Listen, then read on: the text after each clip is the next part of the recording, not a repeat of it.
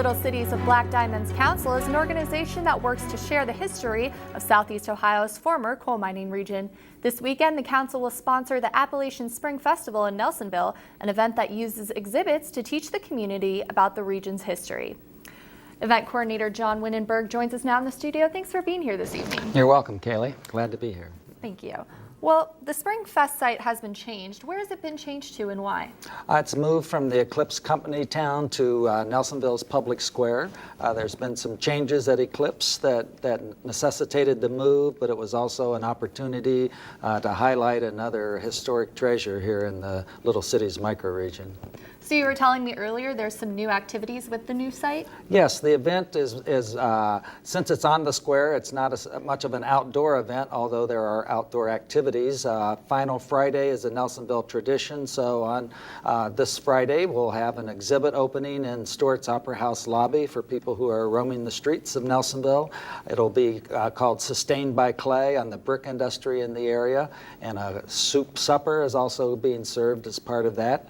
On Saturday morning, we have our annual Tour de Forest bicycle ride, which will take people into the hills or on the bike path to enjoy the nature of the Wayne National Forest in this area. And then our big event, a new event this year, is going to be a show from the stage of Stewart's Opera House on Saturday evening called Step Into the Light, and we'll have regional musicians and the spoken word from living history characters as part of that show. It should be a great event. So you mentioned the living history characters. Can you go more in depth about that and explain who they are and what they'll be sharing? Certainly. On Saturday night, the living history characters that will be there are Ron Luce, who's the director of the Historical Society here, who will be portraying Chris Evans, a union organizer from the 1884 Hocking Valley coal strike. George Stewart, the builder and owner of Stewart's Opera House, portrayed by Bob Garbo, will host the show that evening. And Kathy DeVecca will also be doing dramatic readings from the Millfield mine disaster. Excellent. So you have a new affiliation with the Nelsonville Main Street program.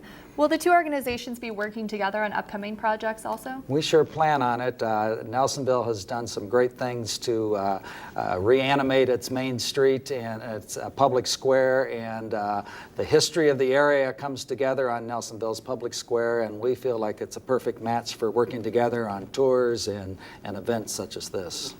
Excellent. So quickly, can you tell us about another upcoming event, the Little Cities Cemetery Tour? Right. On May 11th, that's a Friday, we will be having an all-day tour to area cemeteries, and as people visit the cemeteries, they'll learn the history of the area. So we'll also have living history characters available on that day. And people will see the gravestones of many of the immigrants that came here during the coal boom in the late 1800s, and see a bit about the story from the perspective of those who are no longer with us. So. Excellent. Well, thank you so much for being here with us this evening. Thank you.